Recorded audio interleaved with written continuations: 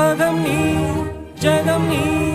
அணுவான உலகின் அகலம் நீ எறும்பின் இதய ஒளி நீ களிரின் துதிக்கை கனமும் நீ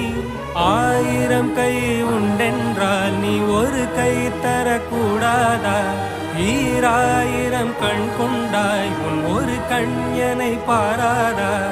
உன்னில் சரணடைந்தே